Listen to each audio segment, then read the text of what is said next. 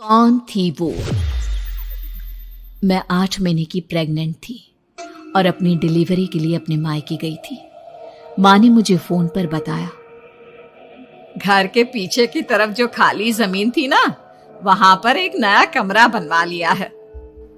इतने सालों के बाद जैसे ही अपने घर में कदम रखा, कुछ अलग सा लगा। माँ, ये घर के पीछे की तरफ नया कमरा बनवाने की क्या जरूरत थी? अरे बेटा, घर के पीछे दूर दूर तक खाली जमीन है। तेरे पापा को कई दिनों से लग रहा था कि यहाँ पर एक कमरा बनवा लेंगे तो ताजा हवा मिल जाया करेगी। अब तो ये सब छोड़ और चल जल्दी से दूध पी ले। माँ, मैं थोड़ी देर में पी लूंगी, आप सो जाओ।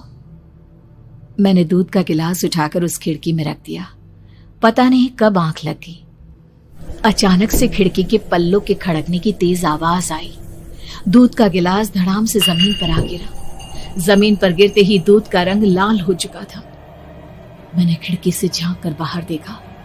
चारों तरफ धुप अंधेरा था। उस अंधेरे की तरफ से कुछ आवाजें आ रही थी, जैसे छोटे बच्चे आपस में खिलखिलाकर मस्ती कर रहे हो।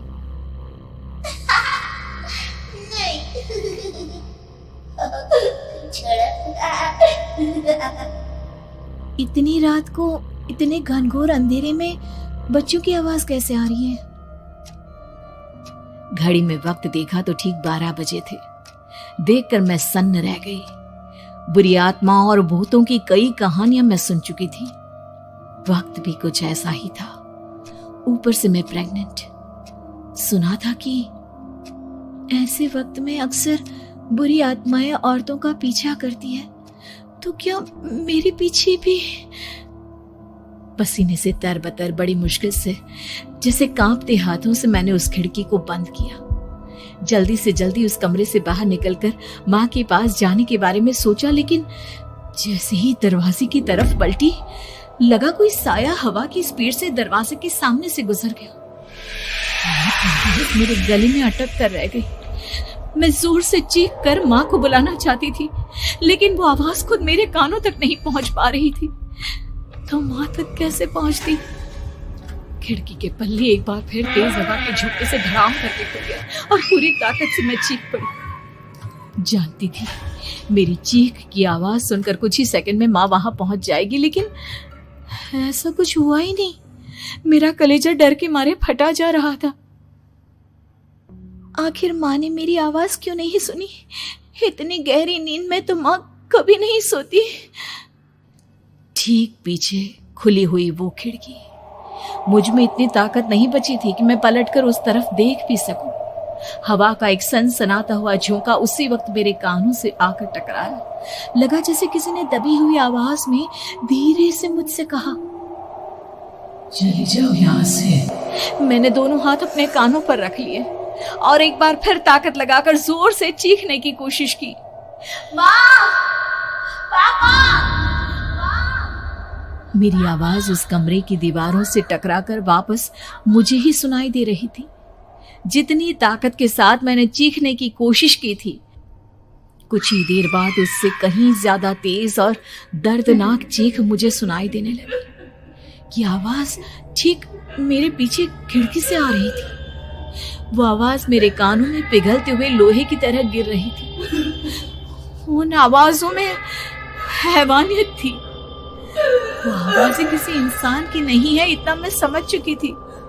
कांप रहे हाथों से मैंने अंधेरे में कुछ ढूंढने की कोशिश की। तभी अचानक मेरा हाथ बेड पर रखी टॉर्च पर पड़ा। किसी तरह ताकत लगाकर टॉर्च का बटन ऑन किया, लेकिन ये क्या? सामने दरवाजे पर 3 छोटी लड़कियां खड़ी हुई थी। उनके हाथ में स्टील के चमचमाते हुए चाकू थे। मैं घबराकर लड़खड़ाई और पीछे की तरफ हटी, लेकिन तब तक वो मेरे पास आ चुकी थी। उनकी गर्दन टेढ़ी थी और उनके हाथों के वो चाकू मेरे पेट को निशाना बनाने को तैयार। मैं जोर से चीखी, नहीं, छोड़ दो मेरे बच्चे को, मत मारो, मत मारो, छोड़ दो मेरे बच्चे को। सोनाली, क्या हुआ बेटा? तू इतनी डरी हुई क्यों है? उठ बेटा, क्या हुआ? हड़बड़ाकर मैंने अपनी आंखें खोली। देखा तो दिन निकल आया था। माँ मुझे जगा रही थी।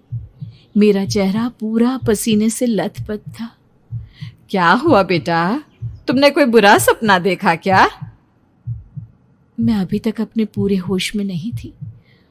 वो मेरे बच्चे को मार देगी माँ। वो लड़की मेरे बच्चे को। मैंने घबराकर अपने पेट को छुआ। सब कुछ ठीक था।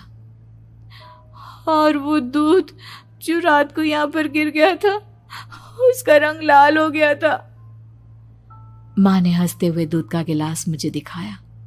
तुमने दूध पिया ही नहीं, पूरा का पूरा ऐसे ही रखा हुआ है। तुमसे कहा था ना सोनाली, सेहत के लिए लापरवाही ठीक नहीं बेटा। लेकिन मैंने तो सब कुछ अपनी खुली आंखों से देखा था। ये सपना कैसे हो सकता है?